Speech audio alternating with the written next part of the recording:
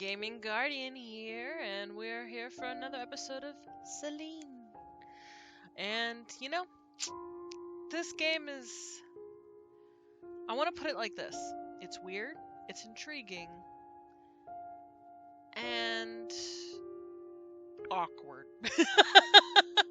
Especially for someone like me who doesn't like a lot of sexual content, though it's not over the top like adult content, but it's still a little much for me, so it does make me a little awkward or uncomfortable, so that's why you see me censoring some of the clips and stuff. But I'm really curious where it's gonna go, so let's just dig in. Ethan wanted to face his fear so that it would take a shape and name, a box in which that fear could fit. Maybe then he could have dealt with it.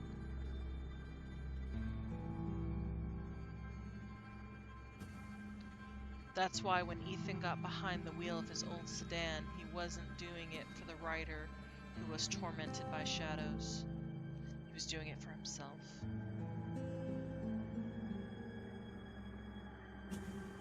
In the email, the acquaintance described in detail how to find his house and how to get inside. Too much detail, as if he had already resigned to his fate. Something would get to him very soon and he won't figure anything out. This is just a notice, Mr. Harrison, a notice of life termination. This happens when you look into the abyss for too long. But looking isn't enough, is it? You shine a flashlight into it, throw stones, and whistle frantically, like a vandal who managed to get into an abandoned house. You're excited and terrified, and then only terror remains as you realize the door has slammed shut behind you and the handle won't budge.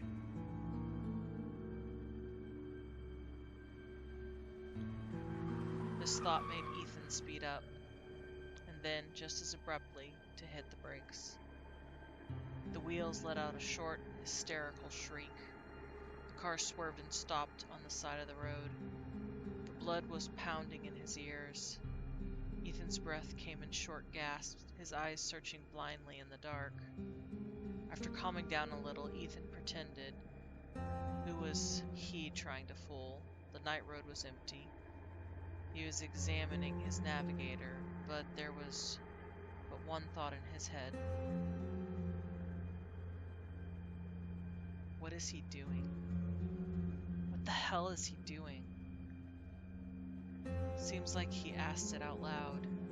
There was no one to answer. It's not too late to turn back. Turn the car around, go back to the city, to the apartment, lie down on the sofa and sleep. Sleep, sleep, until the morning comes. In the morning, he will call Hope again, and the thought was cut short. Actually, it didn't lead anywhere from the very beginning. A dead end. The truth was, he had no place or reason to go back.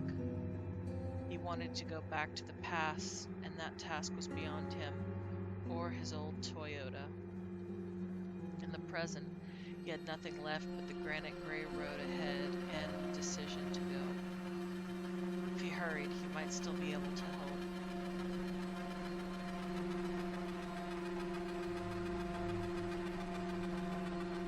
The car slowly took off. The rest of the way, and there wasn't much left, Ethan was thinking about his acquaintance. Or were they friends? Probably. You don't take acquaintances for a journey to the bottom of the abyss, do you? Ethan was thinking about his friend, how long he'd been awake in particular. It had been, Ethan glanced at the phone on the open glove box, quite a long time. A month or so, judging by the emails. How long can a person stay awake? The question followed his car silently.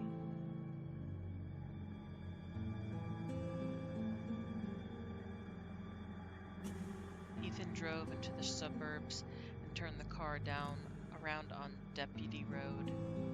The 25-mile-per-hour speed limit road sign at the bend of the road seemed as white as an old bone.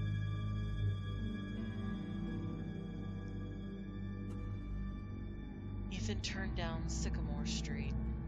The lawn in front of House 8 was overgrown with tall grass. So tall, as if it hadn't been touched for...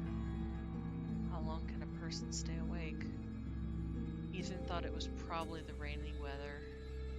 He didn't remember much of the past week, but he was pretty sure about the rain.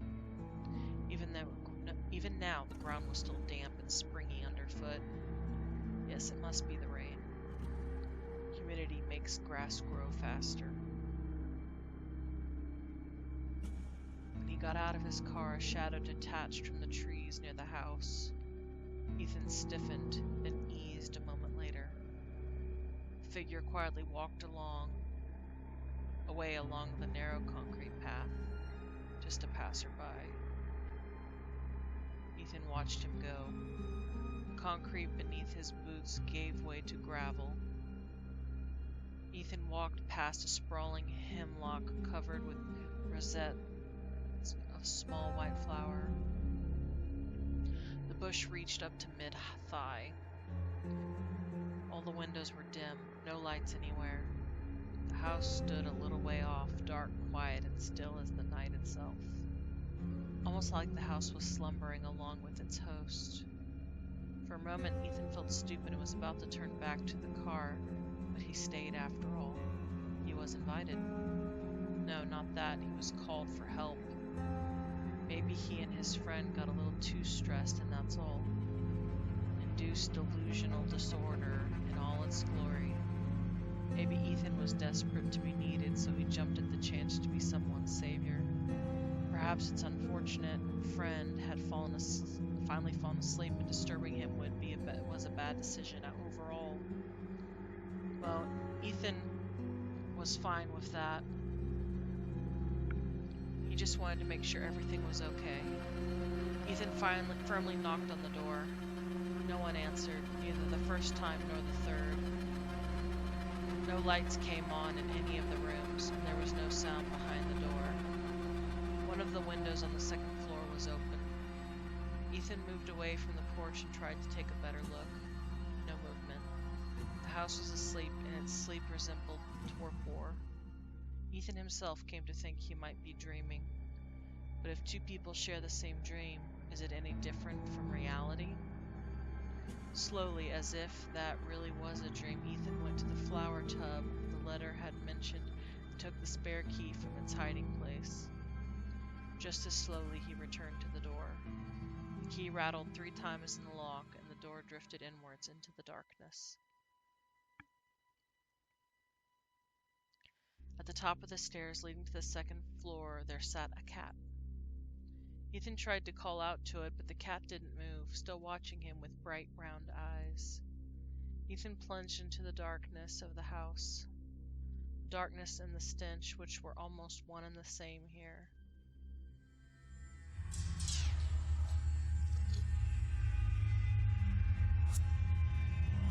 The smell, unbearably thick, dense, wrapped the house in a suffocating shroud.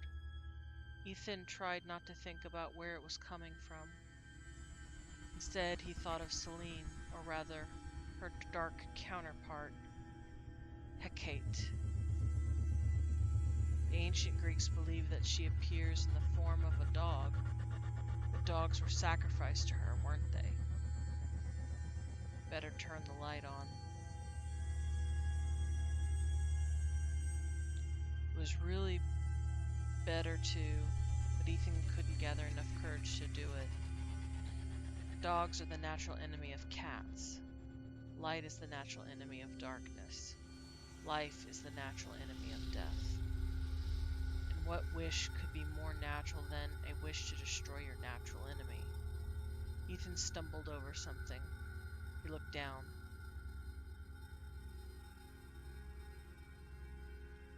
A hand was peeking out from behind the kitchen counter, blackened and swollen. Of course, Ethan would have seen more if he'd had a flashlight. Somehow, Ethan wasn't surprised. As if it's him, not his friend, who had long ago resigned to his fate.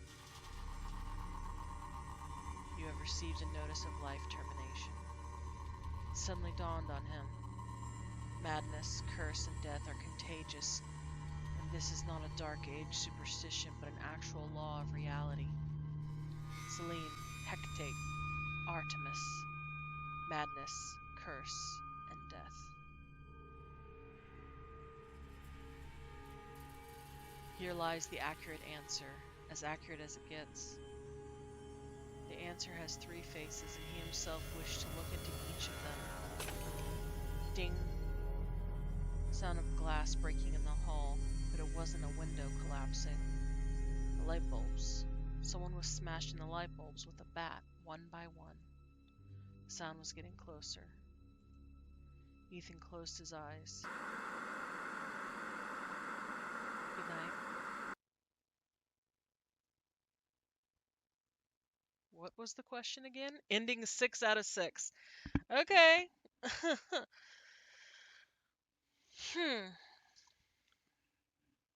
Ghostwriter. Okay. I don't know that I'm going to hunt for all of the decisions here. I got ending 6 to 6. Let's see what the TV program is.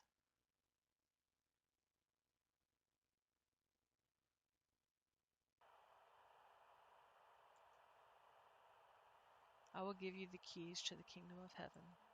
Whatever you bind on earth will be bound in heaven. Whatever you loose on earth will be loosed in heaven. Okay, that was a quote from scripture. The Hans and Sam Show. What do you do when you feel lonely? I don't feel lonely. What do you do when you feel lonely? What do you do when you feel lonely? I don't feel lonely. Okay. Something bad happens if you ask me again. Told you.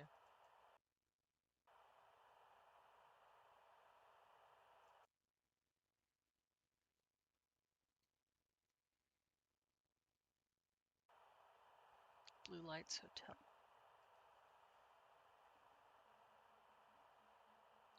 We welcome your stay for a moderate price.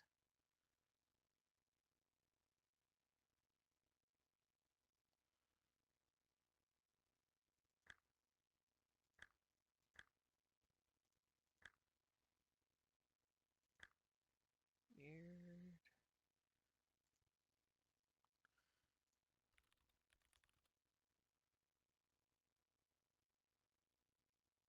Huh. Okay. Well, I guess that's it.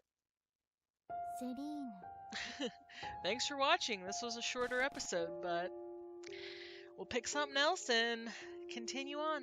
Until next time. Bye.